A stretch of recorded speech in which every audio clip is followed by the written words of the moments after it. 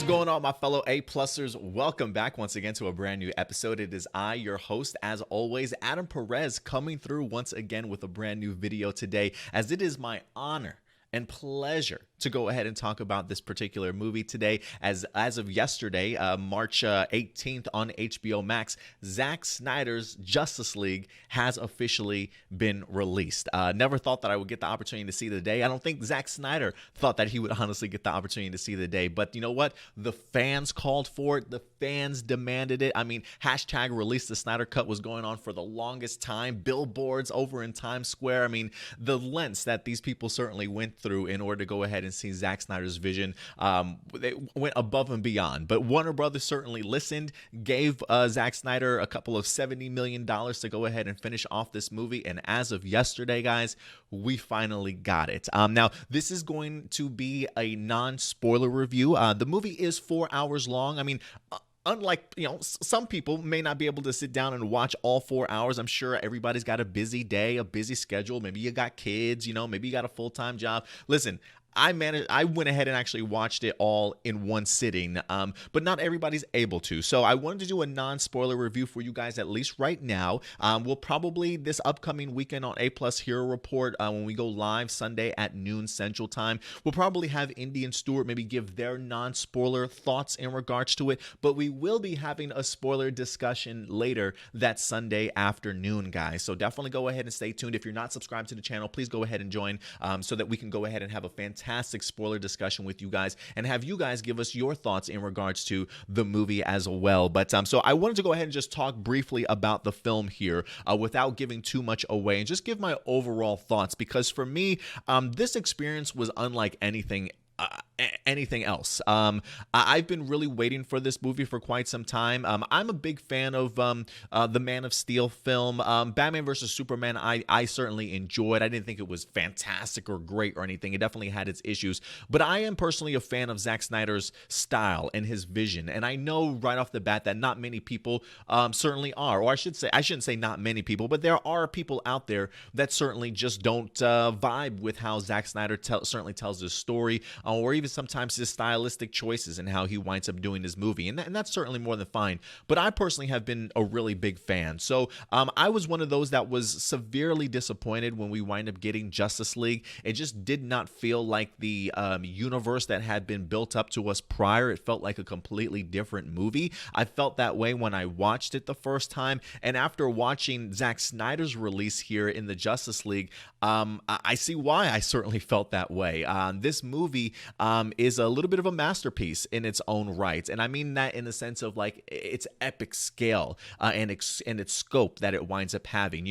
This movie is far from perfect when it comes to Zack Snyder's Justice League, but there's enough in here that gave me all different types of feels, emotions that really rival what we got from the theatrical release in 2017. I've made this comparison here, and I don't know how people are going to handle it, but for me, this was the Avengers movie that I wanted to get for Justice League. And what I mean by that was, while I can definitely say I probably still enjoyed Avengers more, the feeling that the Avengers gave me is very much how I feel in here. The idea of perfectly bringing these characters together, especially when it comes to Justice League. These characters who not all of them had solo films, right? So we are being introduced to a lot of these characters for the first time, if you will, to be able to manage to bring them all together in one film and raise the stakes, bring the emotion,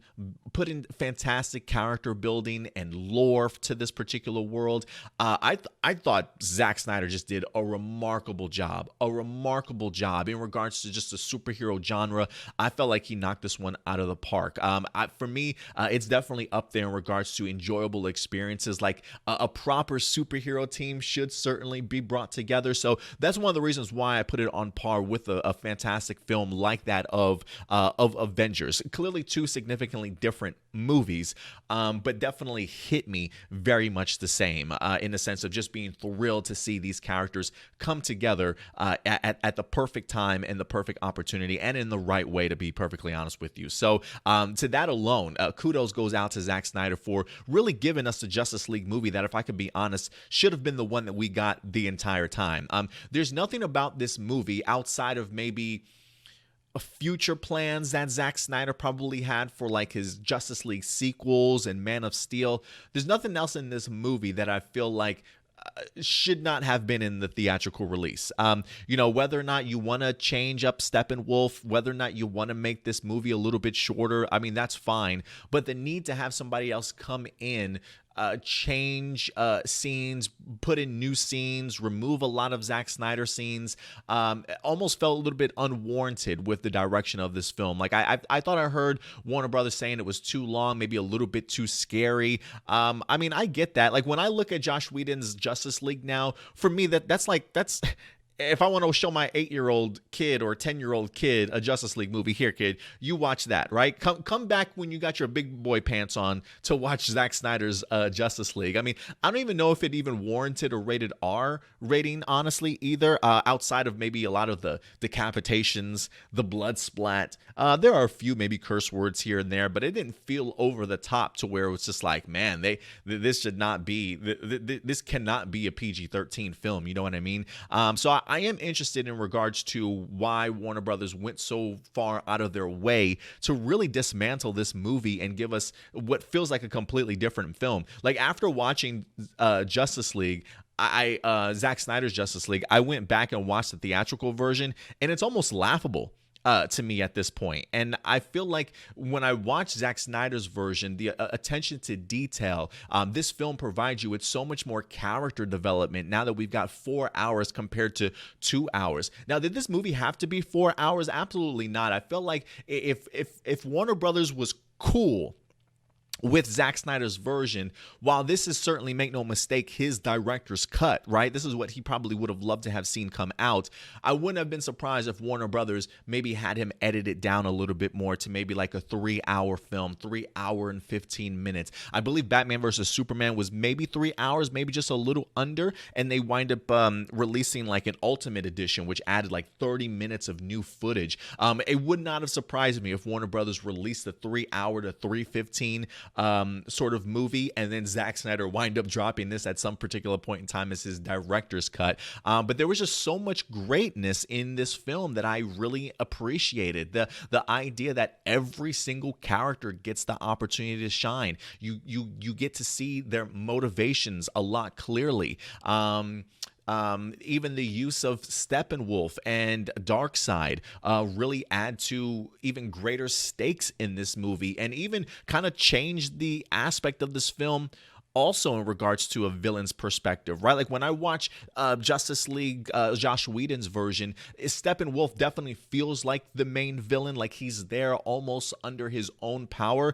Maybe every once in a while he throws out the term dark side or references the idea of getting back in somebody's good graces. But when you watch this film, you clearly see what Steppenwolf's motivations are, his desperation almost to kind of prove himself and his worthiness. The appearances of Darkseid, which this isn't any spoiler, guys, because Darkseid's been popped up everywhere in the promotion work. But just seeing the level of impact that Darkseid and at least his story winds up having, not only the Steppenwolf, but also the lore building and the world building that we get the opportunity to see it here is just unlike anything that we got from Joss Whedon's cut. I'm a huge fan of Themyscira, so to be able to see more of those ladies, more of the war that came prior, I thought this movie was just so incredibly well handled. There are some aspects to Joss Whedon's version that I do miss, right? Like I felt that movie had a lot of focus on Diana and Bruce and their relationship with one another, some great dialogue.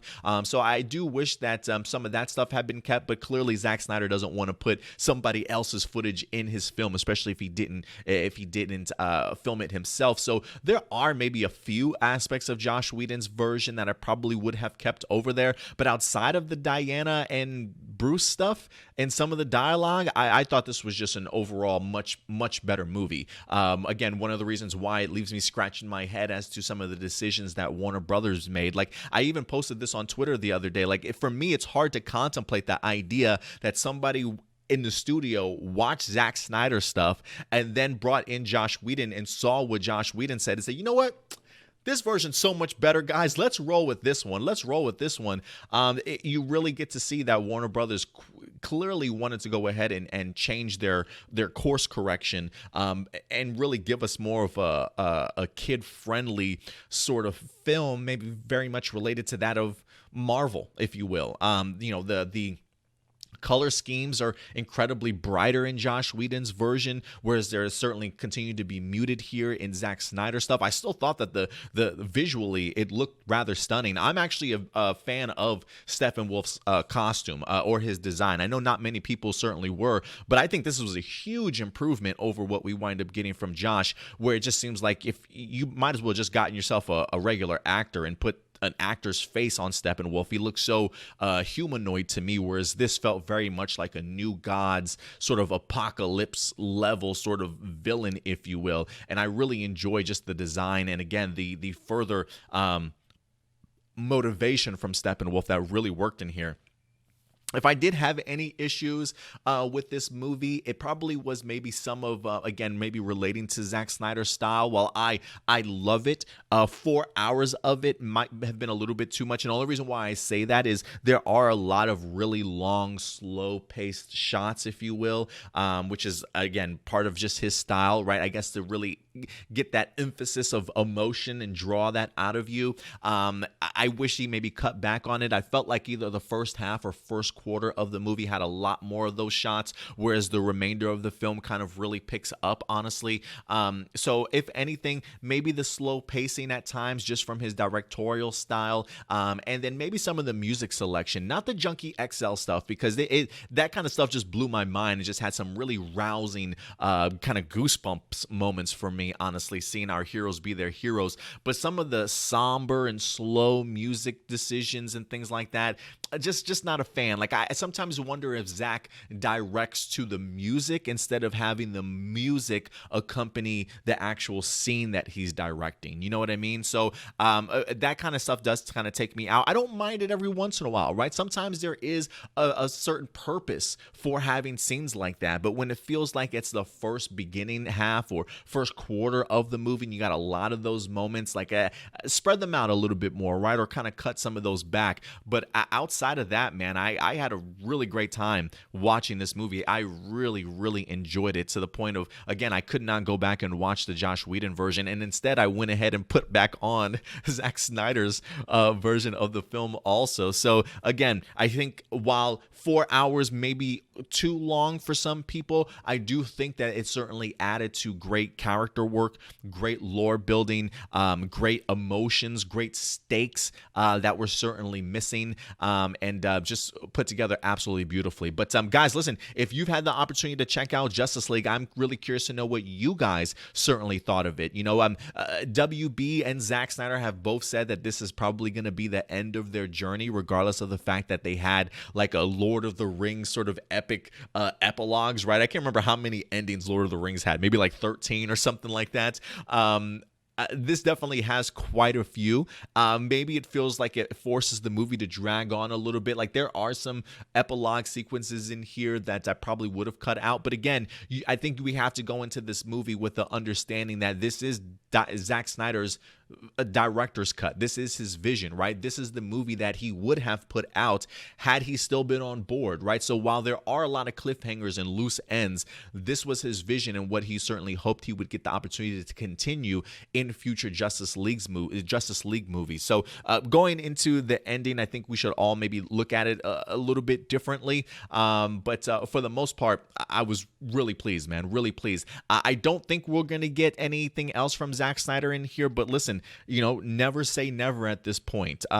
Michael Keaton's returning as Batman. Never thought I'd see that. Alfred Molina's returning as Doc Ock. What? Jamie Foxx too as Electro? Like, things that I honestly didn't think I would get the opportunity to see again. It happens.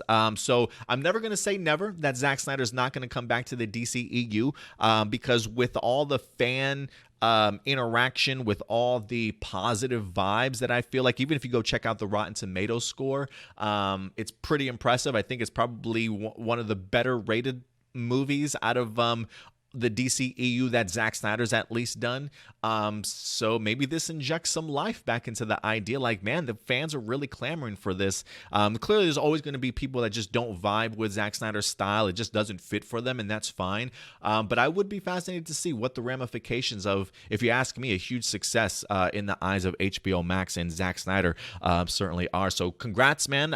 For me, the one thing that I've only wanted to see out of this movie was Zack Snyder's vision, and I got that. And so I'm super thrilled and super thankful. But I will get into further details for sure in regards to this movie when we go ahead and talk a little bit more about it in the spoiler review, which will be happening Sunday afternoon. So certainly join us then. But other than that, guys, I definitely want to know your thoughts. Spoilerish or spoiler not, I will just beware, people. If you go into the comment section, there may be some spoilers for you. But I would be curious to know what you guys thought of this particular film compared to the Joss Whedon version, maybe compared to other superhero films that you've seen. Did you think the movie certainly lived up to the hype? I definitely did, and I'm so glad that we wind up getting the opportunity to see this, and really our characters certainly get the opportunity to shine the way that they certainly were meant to. So guys, at the end of the day, I want to know your thoughts. Also, hit that subscribe button if you love our content, along with that bell notification, so that when we do go live or go drop a brand new video, you will certainly be notified. If you want to follow us on social media, you can do so right here at A+ Opinions. Very active over on Facebook along with Twitter, and you can definitely catch us over on Instagram and Twitch for you gamers as well. But until next time, guys, that's certainly going to do it for me here. But take care of yourselves, take care of each other, and as always, keep it A+. I'll talk to you guys later. Bye.